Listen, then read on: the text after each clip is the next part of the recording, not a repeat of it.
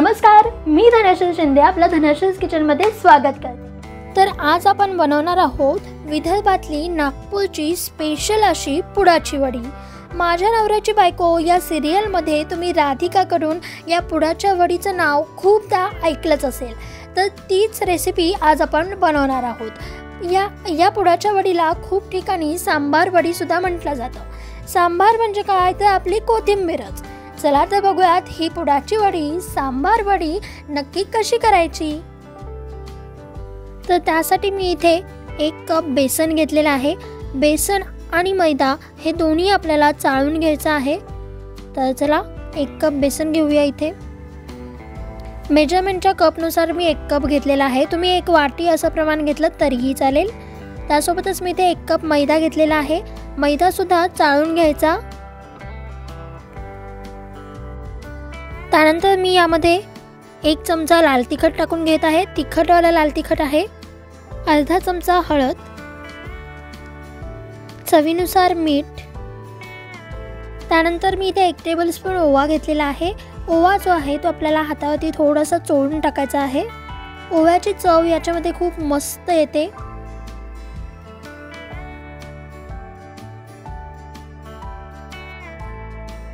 चला तर आता हे सगळं छान असं मिक्स करून घेऊ।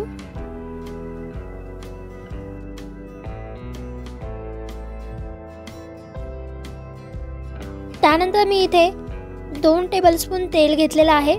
छान असं गरम करून घ्यायचं। तेलाचं मोहन आपल्याला यामध्ये टाकायचं आहे।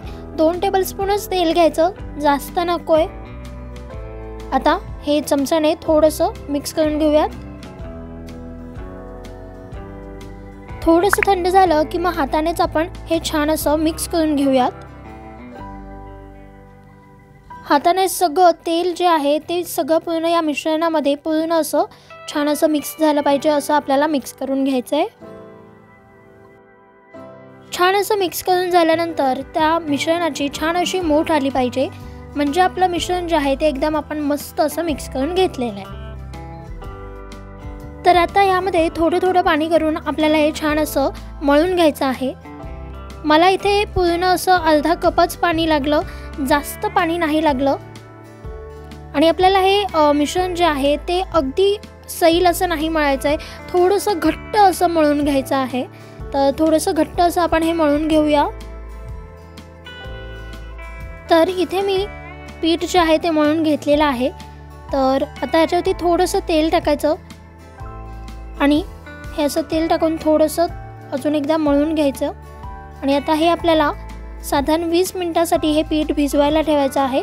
तोपर्यंत आपण त्यामध्ये जे सारण टाकायचं आहे त्याची तयारी करायला घेऊयात।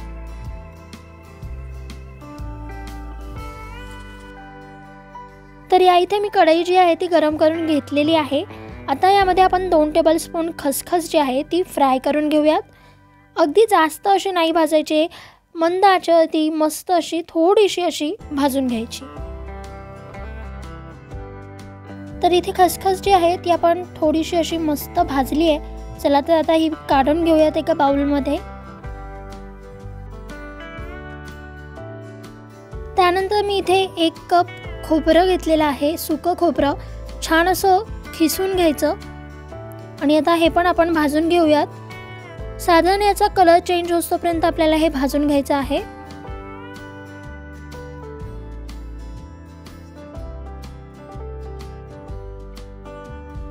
तर इथे मी खोबरं पण एका बाउलमध्ये काढून घेतलेलं आहे। आता आपण शेंगदाणे भाजून घेऊयात। तर मी इथे 1/2 कप शेंगदाणे घेतलेले आहेत। शेंगदाणे छान मस्त असे भाजून घेऊ। तर इथे आपण शेंगदाणे पण छान भाजून घेतलेत। चला हे एका डिशमध्ये काढून घेऊया। त्यानंतर मी इथे 2 टेबलस्पून तीळ घेतलेले आहेत। तर तीळ पण आपण थोडेसे भाजून घेऊ।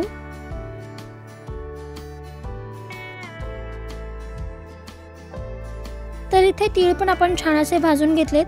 चला हे पण त्या डिशमध्ये काढून घेऊयात। आणि आता आपल्याला शेंगदाणे आणि हे तीळ थंड करून घ्यायचेत आणि मग आपण मिक्सरला लावू। तर इथे शेंगदाणे आणि तीळ छान असं थंड झालेलं आहे। चला तर आता हे मिक्सरमध्ये टाकून घेऊया। त्यासोबतच मी इथे 2 टेबलस्पून साखर टाकते. चला तर आता हे मिक्सरला छान असं बारीक करून घेऊया. तर इथे मी शेंगदाणा आणि तीळ ह्याचं कूट करून घेतलेलं आहे. आता आपल्याला काय करायचं आहे, खोबरं जे आपण छान असं क्रिस्पी असं भाजलेलं आहे त्याचा पण थोडासा असा चुरा करून घ्यायचा.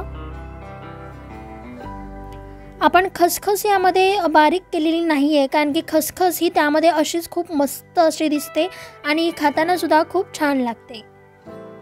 तर आता हे थोडंसं आपण चुरून घेऊया. त्यानंतर हे जे आपण कूट करून घेतलेलं आहे ते पण आपण त्यामध्ये मिक्स करूया.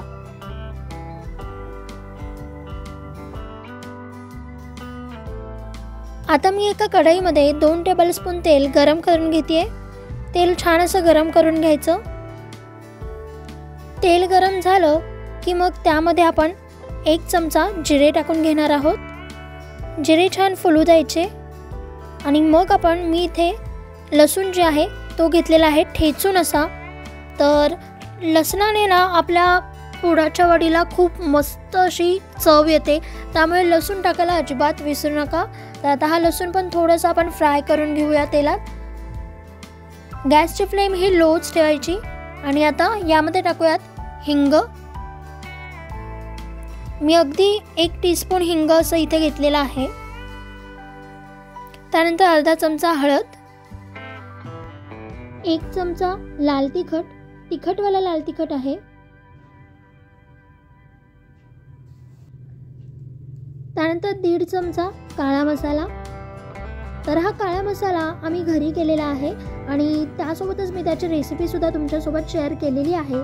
जर तुम्ही काळा मसाल्याची रेसिपी बघितली नसेल तर ती सुद्धा नक्की जाऊन बघा. त्यानंतर 1 चमचा धनेपूड, 1 चमचा भाजलेल्या जिऱ्यांची पूड आणि त्यासोबतच मी इथे 1 टेबलस्पून चाट मसाला घेतलेला आहे. चाट मसाला तुम्ही स्किप पण करू शकता.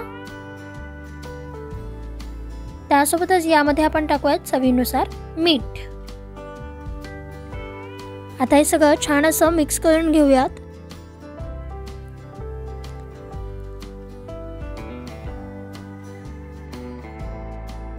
त्यानंतर आपण इथे टाकणार आहोत कोथिंबीर. तर गॅसची फ्लेम पूर्ण स्लो करायची आणि मग कोथिंबीर टाकायची. कोथिंबीर जी आहे ती आपल्याला अजिबात ओली अशी नको आहे. तर कोथिंबीर आधी छान स्वच्छ अशी धुवून घ्यायची. कोरड्या कापडाने अशी सुकी करायची किंवा मग फॅन खाली 1-2 तास ठेवली तरी सुद्धा ती छान अशी सुकते. त्याच्यामध्ये अजिबात पाणी असं नको आहे आपल्याला. आणि आता ही छान अशी आपल्याला फ्राय करून घ्यायची आहे. फ्राय केल्याने त्याच्यामधला जो काही पाण्याचा अंश राहिला असेल तो निघून जातो, म्हणून आपण आधी तेलामध्ये कोथिंबीर जी आहे ती छान अशी फ्राय करून घेतोय. 3 ते 4 मिनिट कोथिंबीर छान अशी फ्राय करून झाली की मग त्यामध्ये आपण जे मिश्रण केलेलं आहे म्हणजे तीळ, शेंगदाणा, त्यानंतर खोबरं, खसखस हे सगळं जे मिश्रण करून घेतलं आहे ते आपण यामध्ये टाकून घेतलं. चला तर आता छान असं मिक्स करून घेऊया. सगळा मसाला मस्त असा लागला पाहिजे, मिक्स झाला पाहिजे सगळ्या मिश्रणामध्ये. असं मस्त मिक्स करून घ्यायचं.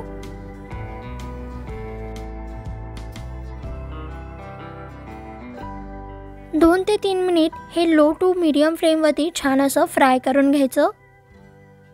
तर ही सगळी प्रोसेस होतोपर्यंत पीठ जे आहे ते छान असं भिजलेलं आहे.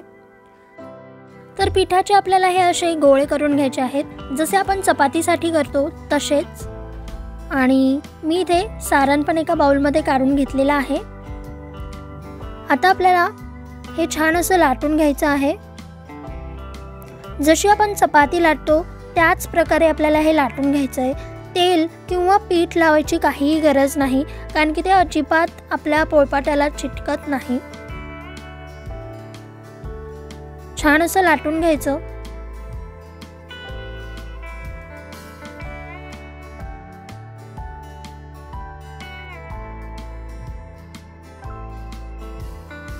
तर मी इथे पुरीपेक्षा साईजने थोडंसं मोठं असं लाटून घेतलेलं आहे आणि अगदीच पातळ असं पण नाही लाटलंय आणि अगदीच जाड असं पण नाही, मीडियम ठेवायचं. तर यावरती लावण्यासाठी मी इथे काळा मसाला आणि तेल याचं मिश्रण घेतलेलं आहे। 1 टेबलस्पूनच तेल घ्यायचं आणि 1 टेबलस्पून काळा मसाला। ते मिश्रण छान असं आपण पोळी जी लाटलेली आहे त्याच्यावरती लावायचं।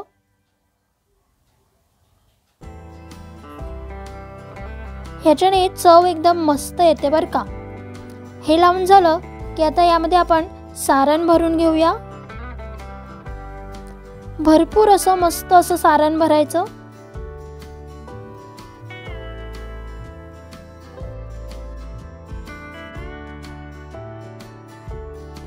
आणि आता आपल्याला ही मस्त अशी पुडाची वडी बनवून घ्यायची।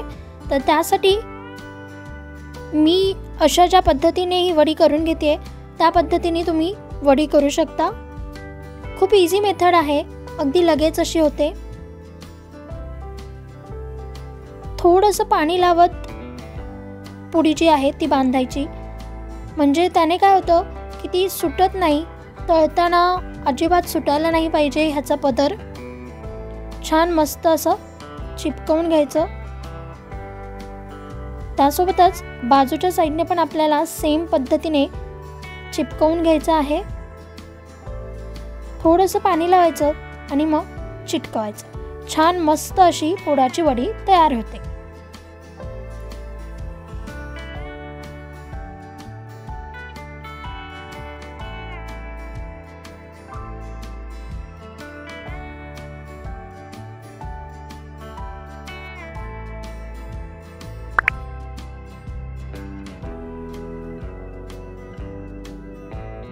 तर इथे आपली पुडाची वडी बनून तयार आहे। तर ह्या अशाच पद्धतीने आपण सगळ्या पुडाच्या वड्या करून घेऊयात। तर इथे मी सगळ्या पुडाच्या वड्या बनवून घेतलेल्या आहेत आणि 7 पुडाच्या वड्या तयार आहेत। चला तर आता ह्या मस्त अशा तळून घेऊयात। वड्या तळण्यासाठी मी इथे तेल जे आहे ते पण छान असं गरम करून घेतलेलं आहे आणि गॅसची फ्लेम लो केलेली आहे। चला तर आता यामध्ये मी वड्या टाकून घेते।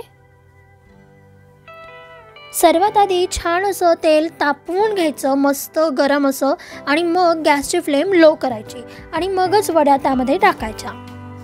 तर चला मंद आचेवरती छान मस्त अशा वड्या तळून घेऊया।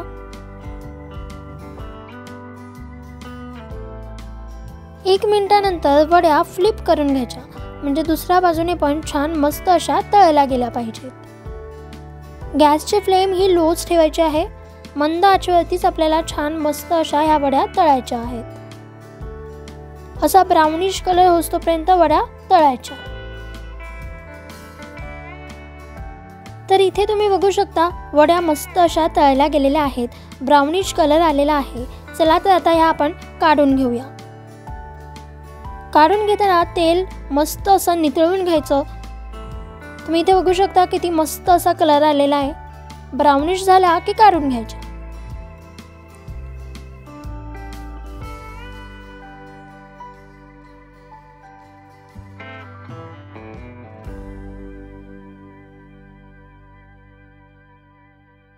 तर इथे आपल्या पुडाच्या वड्या तयार आहेत।